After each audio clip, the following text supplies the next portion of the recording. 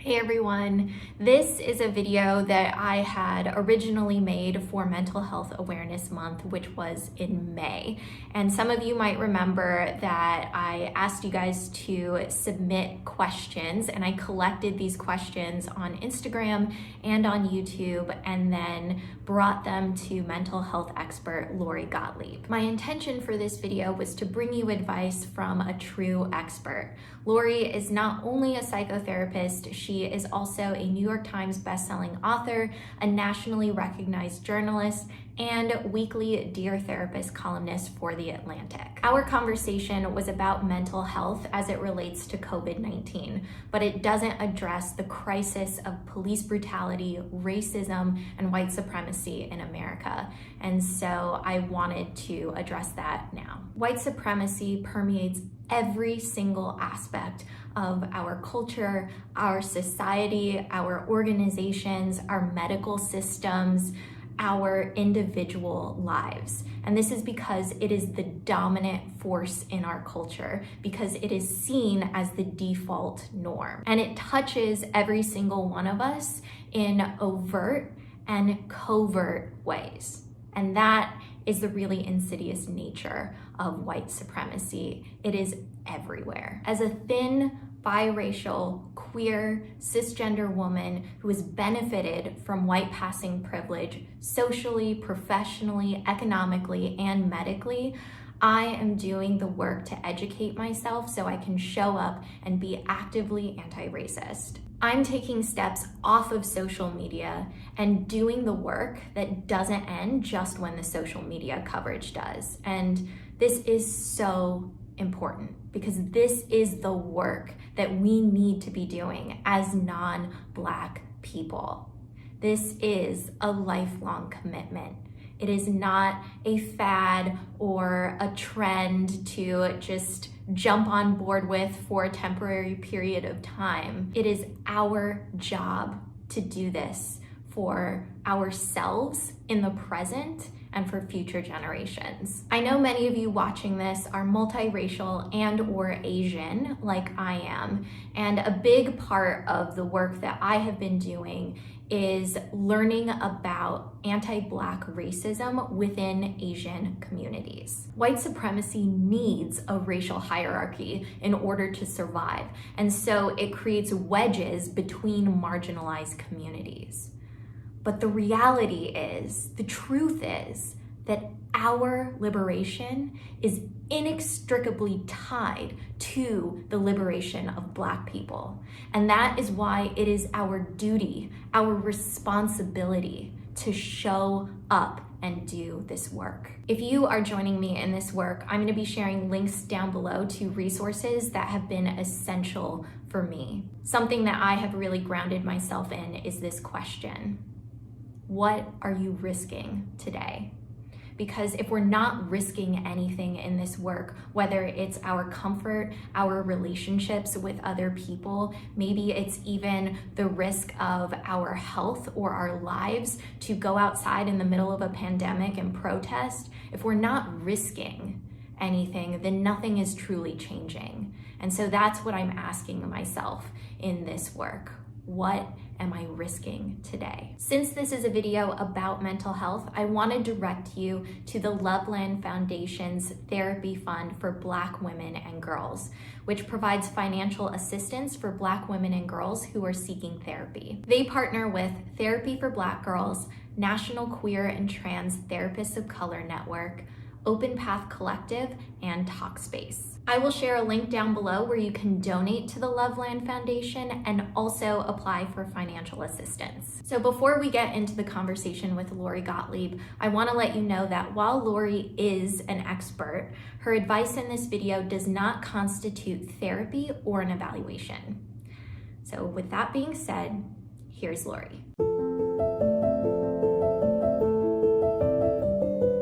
Well, thank you so much, Lori, for being here today. Of course. Thank you so much for having me. So I feel like definitely as quarantine has begun, I have noticed that my self-esteem has been much lower than usual. And based off of all of the questions that I received, this seems to be a really common trend. So I'm wondering, how can we navigate this like seemingly endless loop of negative self-talk when we're already feeling low? Yeah. I think it's a really good time to notice how we talk to ourselves because even in normal times, we can be so unkind to ourselves. And I think people don't realize that. Whenever I give talks, I usually say to people, who's the person that you talk to most in the course of your life? And most people think it's their partner or their parent or their child or their best friend or their sister or whatever it is. And it's ourselves, right? We talk to ourselves more than we're going to talk to any other person. But most of what we say to ourselves is not kind or true or helpful.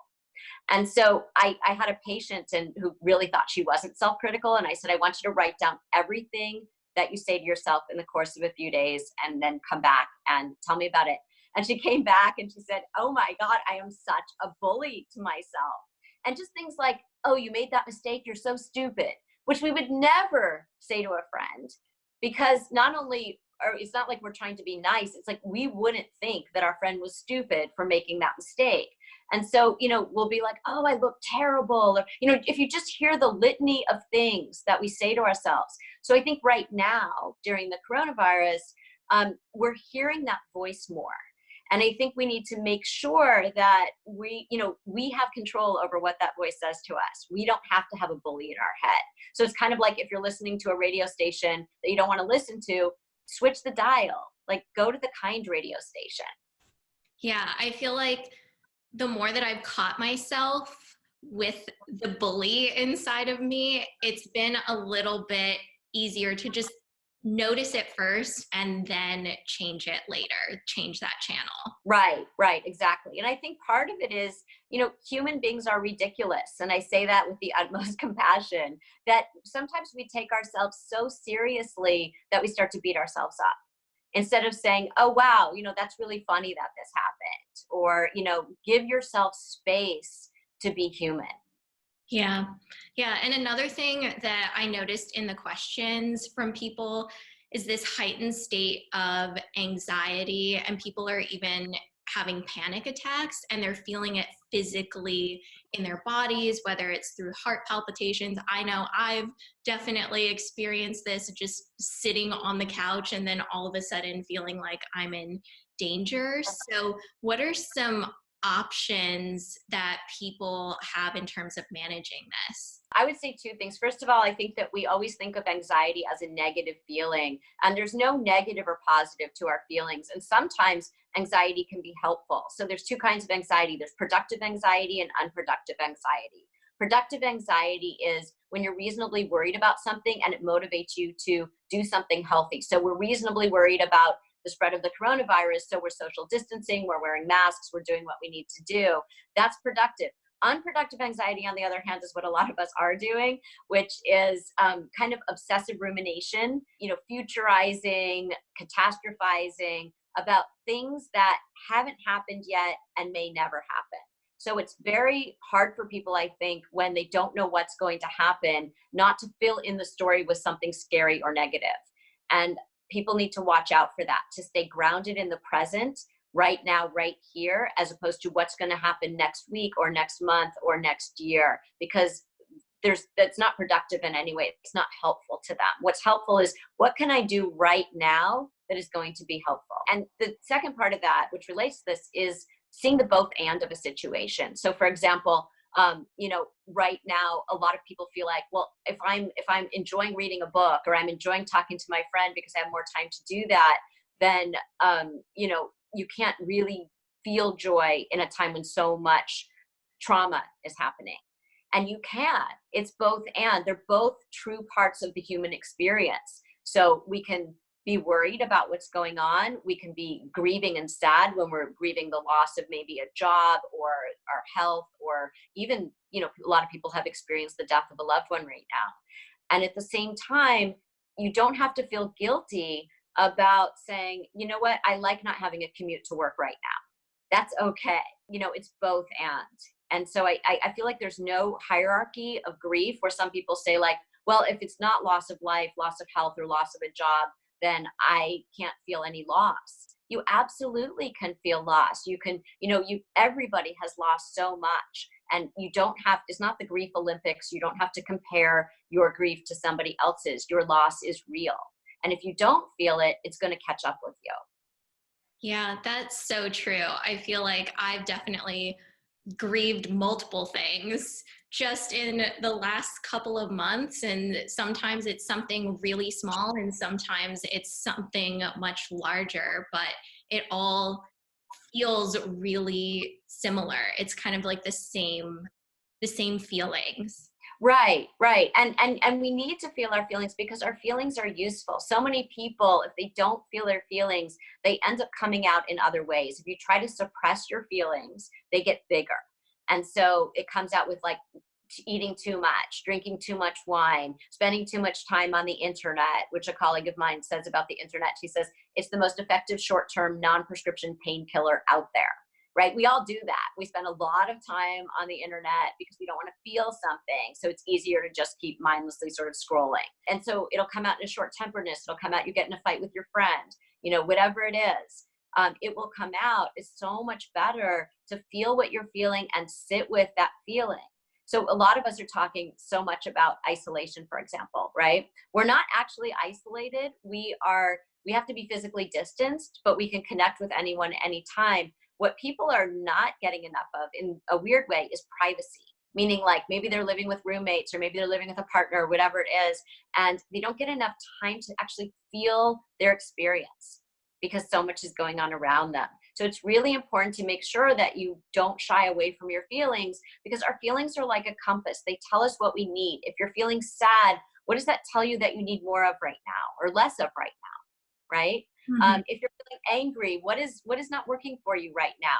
If you don't pay attention to your feelings, it's like walking around with a glitchy GPS. You don't know what direction to go in. Yeah. And for people who are feeling lonely right now, because we definitely had people asking about that, how can they navigate the feeling of loneliness? They might be alone for an indefinite period of time. Yeah. Well, first of all, it's really hard. And I think just to acknowledge that this is not, humans were not meant to be alone in this way. But again, I think the words that we use, we're not in solitary confinement, even though it might feel like it. We can connect with people in other ways. And I think the other thing that's really funny is that I see both couples and individuals in my therapy practice. And I will tell you that the people in couples are saying, God, I just want to talk to somebody else. I'm so sick of this person. I love this person that I'm with, but I'm so sick of this person. The same anecdotes, the same jokes, the same quirky habits. I really need to talk to somebody else. And the people who are living alone, who are single, will say something like, oh yeah, I don't want to talk to my friends with, partners or kids because they have so much on their plates and I don't want to be a burden to them and they don't probably have time to talk to me. Let me tell you, this is like a PSA to people out there, to single people out there. Please call the people who are in couples. They are dying to talk to you. They they want to hear about what you're doing. What show are you binge watching? What are you reading? What are you cooking? What's going on with your job? Are you online dating during this time? Like, are you doing virtual dates? Like, they want to hear about your life. That's so much more interesting to them than what's going on in their own households right now. So I Yeah, really encourage people not to hesitate about reaching out when you're feeling lonely. it does feel like a special time to be bonding with people in new and different ways too. Yeah, I think what I'm hearing is that people are having the kinds of conversations that they wish they had time to have when, when the hustle and bustle of daily life doesn't allow it. And so I think one of the silver linings here is that people are saying, not only do I have time for these conversations, but who matters to me?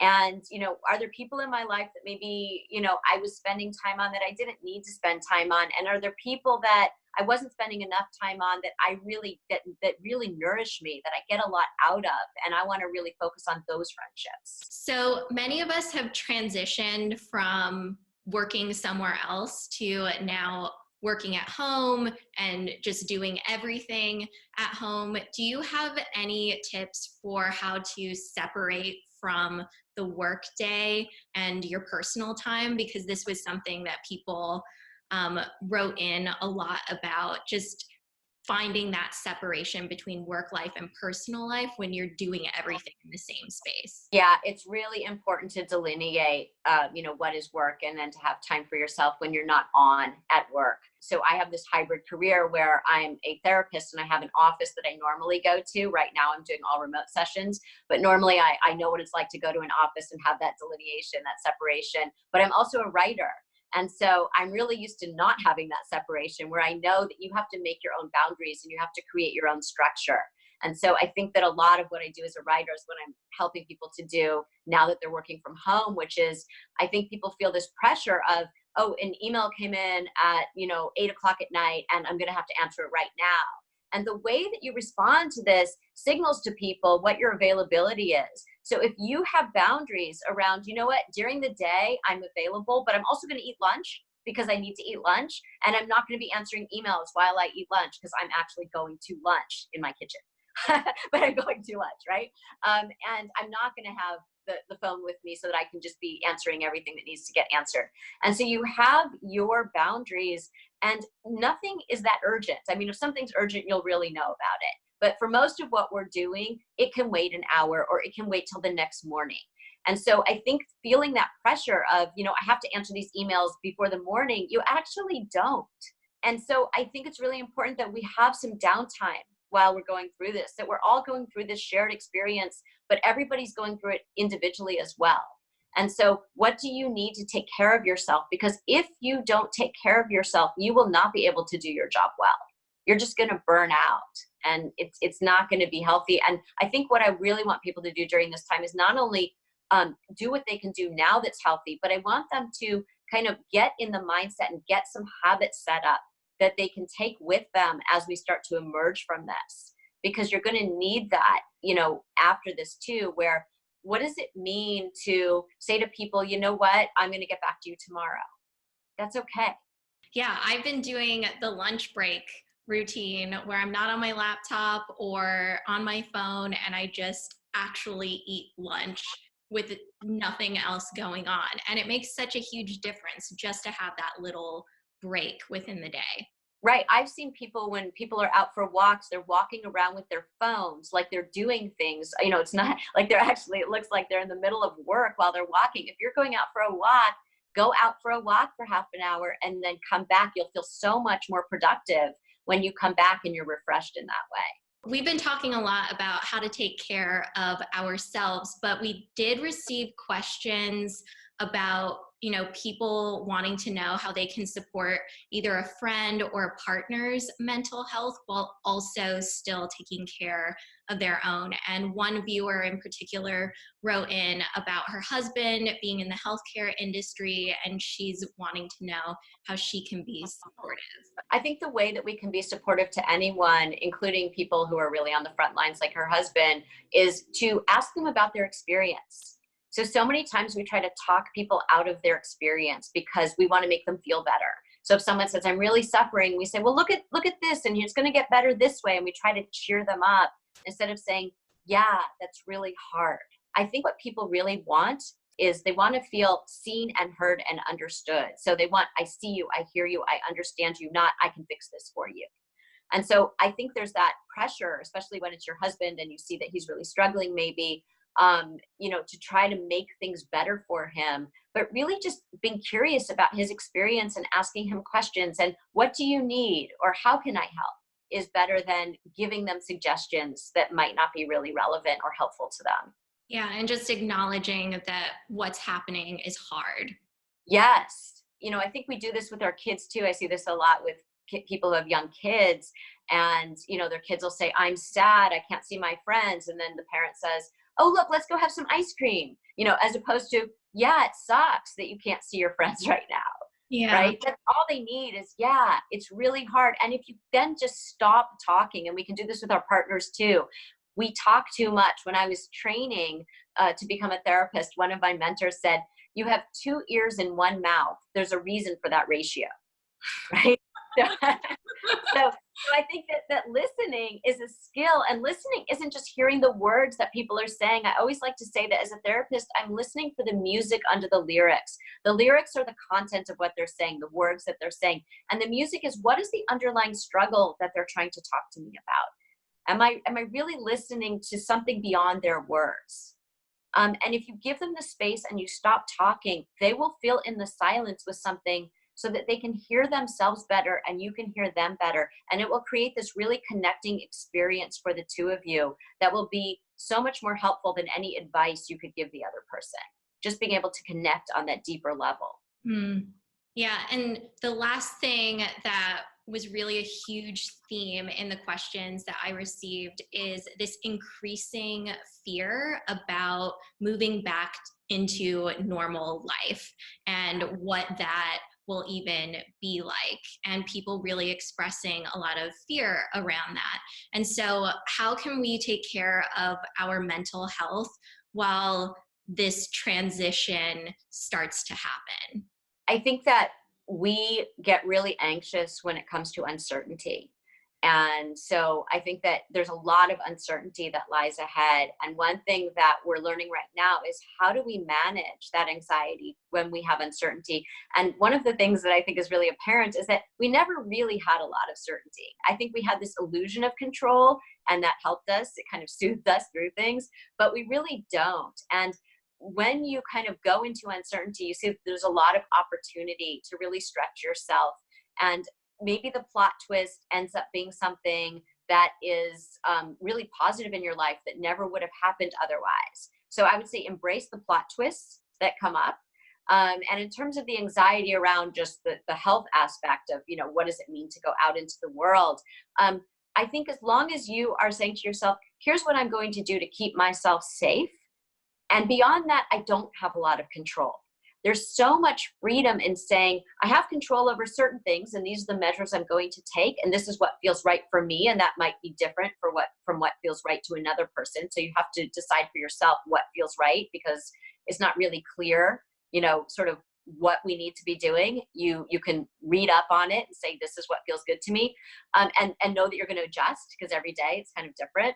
And then beyond that, you say, and then I'm going to let go. I'm going to do everything I can that feels right to me. And then at a certain point, it's beyond all of our control. Even if I do every single thing that I'm supposed to do, it still might be beyond my control. And you let go at that point, because there's no point in sitting there again. And this obsessive rumination is what gets people into a really dark place. And it doesn't help you stay safe in any way. It's not productive. To end this, I would love to know, what is one of your favorite ways for getting present in the moment? Yeah. I mean, there's some exercises that I find really helpful. And one of them is that sometimes when people are really spinning out, there's like a circus going on in their minds, and we've all been there. I think if you can ground your body first. So if you can just sit in a chair and get quiet and feel your feet on the ground and say to yourself, okay, I feel my feet on the ground. Here I am in the present right now. I am safe. And then you move up your body. Oh, and those are my knees. And I can feel my knees, like knock your knees together. I can feel them. And you move all the way up, and you're taking breaths, and it just centers you. And then you can go back to what you're doing, but it just brings you back to the moment. I think another thing is, please laugh during this time. I think people are just taking themselves so seriously because they feel like they have to be vigilant every moment of the day. And again, if you're doing what you need to be doing, you're following the guidelines, there's a whole other dimension of life that is also going on that is just as real. And so, yes, you can laugh with a friend. Yes, you can obsess about a TV show. Yes, you can, talk about a guy or a girl or whatever. You can, like your normal life, like you're still you. You haven't lost you. And so much of what makes us human feels like it has been stripped away from us. And yet so much of what makes us human is still there and within our control. And we shouldn't voluntarily give that up. Well, thank you so much, Lori. It was so wonderful talking with you. And thank you so much for the conversation. So that is going to be it for today. Thank you so much to everyone who submitted their questions and to everyone who has spent their time here today. I want to reiterate that while Lori Gottlieb is a mental health expert, her advice in this video does not constitute therapy or an evaluation. And I also want to encourage you, if you are able to donate, to please donate to the Loveland Foundation's Therapy Fund for Black girls and women. I will have that link down below. The content discussed in this video regarding mental health is for informational purposes only. This content is not intended to be a substitute for individualized professional advice, diagnosis, or treatment. Always seek the advice of a qualified mental health professional or other qualified health provider with any questions you may have regarding your condition. If you're thinking about suicide, are worried about a friend or loved one, or would like emotional support, call the National Suicide Prevention Lifeline at 1-800-273-8255 to speak with a trained professional at a crisis center in your area. If you are located outside the United States and in crisis, call your local emergency line. In the description below, there is a link to the National Suicide Prevention Lifeline, along with a resource from BetterHelp that has international hotlines in case you're watching this from another country, as well as hotlines for specific issues. Take care, everyone, and we'll talk soon.